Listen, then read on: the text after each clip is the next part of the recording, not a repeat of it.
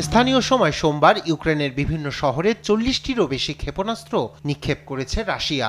Ukraine জুড়ে চালানো ওই হামলার সময় রাজধানী কিয়েভের প্রধান শিশু হাসপাতালেও ক্ষেপণাস্ত্র আঘাতের ঘটনা ঘটে।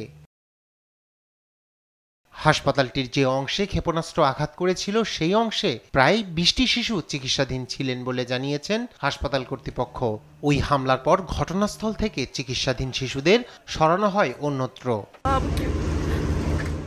ভীতিকর এক পরিস্থিতি ছিল। আমি শ্বাস নিতে পারছিলাম না। আমি আমার সন্তানকে কাপড় দিয়ে ঢেকে রেখে বাঁচানোর চেষ্টা করছিলাম যাতে সে শ্বাস নিতে পারে। ধারণা করা হচ্ছে গেল কয়েক মাসের মধ্যে ইউক্রেনে রাশিয়ার এটি সবচেয়ে বড় মারাত্মক হামলা।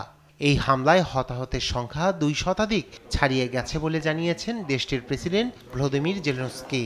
ন্যাটো শীর্ষ সম্মেলনের জন্য ওয়াশিংটনে যাওয়ার আগে পোল্যান্ডে যাত্রাবিরতিকালে পশ্চিমা মিত্র দেশগুলোকে রাশিয়ার বিরুদ্ধে আরও শক্তিশালী পদক্ষেপ নেওয়ার আহ্বান জানিয়েছেন তিনি।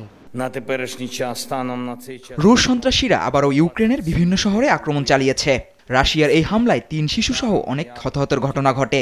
রুশ সন্ত্রাসীদের অবশ্যই এর জবাব দিতে হবে। কেবল উদ্বিগ্ন হলেই সন্ত্রাস বন্ধ হয় না। সমবেদনা কোনো অস্ত্র নয়। ইউক্রেন এই ঘটনার জন্য রাশিয়াকে দায়ী করলেও এই অভিযোগ অস্বীকার করেছে মস্কো। ইউক্রেনের আকাশ প্রতিরক্ষা ব্যবস্থার ক্ষেপণাস্ত্রের টুকরা অংশ নিজেদের ওই হাসপাতালে আঘাত হেনেছে বলে দাবি করেছে দেশটি। রায়হান কবির শুভ্র, নিউজ ডেস্ক, দেশ টিভি।